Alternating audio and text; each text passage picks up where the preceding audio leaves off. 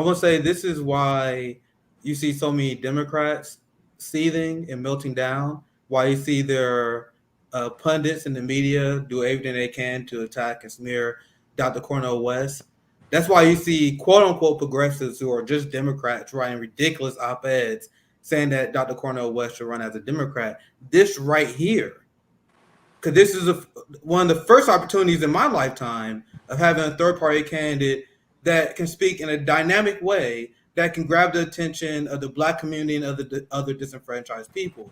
Now, don't get me started on Howie Hawkins, but Jill Stein was amazing too, and they did a massive media blackout on Jill Stein where she hit 7% at one point because she was so effective at destroying the neoliberal regime. But with that said, Jill Stein is far from a public name, far from a household name. She did not have the ability to break the media blackout. She's just not that popular, right? And once again, don't get us started on Howie Hawkins, who was horrible, right? So now our theory was to have a third party candidate that can speak in a way that's dynamic, that also have the good policies that can attract people who do not vote for both parties. And this is the starting point of what a third party movement is supposed to be. And I am glad that you lean towards foreign policy because you joke that all the candidates were trash, and I cannot emphasize that enough. Because thus far, you are the only candidate running that is not a hardcore Zionist. The only one. That's true. And you cannot resist Zionism when running in the Democratic Party. So I'm gonna ask you this question: what will your response be? Because we not even give legitimacy to none of these ridiculous liberal arguments. What will your argument be to people that say you should run as a Democrat? What would you say to people that say, "Oh man, I like Dr. Cornel West. I like his policies, the important stuff, but I'd rather you run as a Democrat where they don't support your policies." So what would your response directly to people like Ben Burgess and the progressives like Ro Khanna and Bernie Sanders who say that you should run as a Democrat? Yeah, I just tell them that, the Democratic Party has a rot at the core of it. And the corporate wing protects it. And the progressive wing is a kind of window dressing every 2 and 4 years to try to bring people in. But if you look closely at the policies and the priorities of the Democratic Party, it has been tied to Wall Street, it's been tied to Pentagon, it's been tied precisely to the things that Brother Martin told us to fight, which is put a stress on poverty. They haven't hardly little at all. I give Brother Biden credit. Child poverty cut in half with the relief bill. Very important. The bill expires, child poverty goes right back again. Lets me know they have no commitment.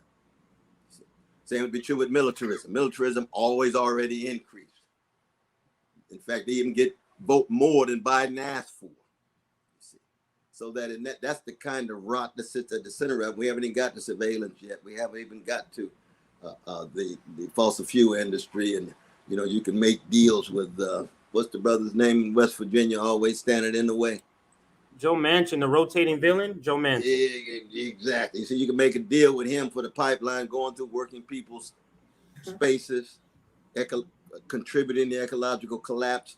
But when it comes to voting rights, the Black folk who put Biden in, especially the Black sisters who put him in, you don't want to touch the filibuster because you don't want to antagonize him. You can't make a deal when it comes to voting rights of Black folk, but you can make a deal when it comes to his pipeline. That's if that doesn't expose the priorities of a bankrupt Democratic Party, what else does? And we still haven't got to the fact that those precious brothers and sisters on the West Bank, do you think they ever conceived of the Democratic Party being any different than Republican Party when they dealing with the bombs of the Israeli Defense Forces?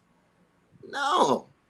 And the same would be true for other victims of U.S. foreign policy in Latin America and Africa, with the AFRICOM expansion and so forth. So that it's a question really of trying to tell the truth. Now, of course, I approach this as a revolutionary Christian.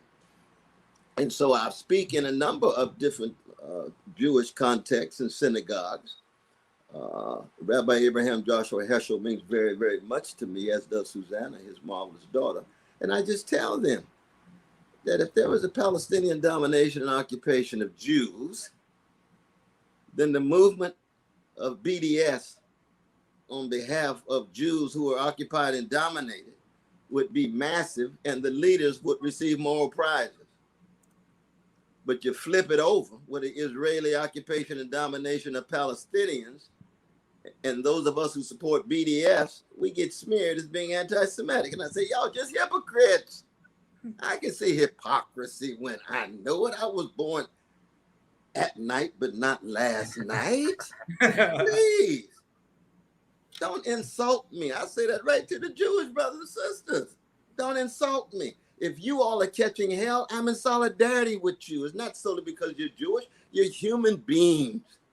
And if you do something to Palestinians, I'm going to be just as intensely in solidarity with them as if you were the victims, not just because they're Palestinians, they're human beings. That's what we learn in Shiloh Baptist Church. That's what we learn from the Black Panther Party. That's what we learn from Martin and Fannie Lou Hamer, Ella Baker. They have an authority so much greater than your little Machiavellian politics. And you think I'm going to be scared to say it?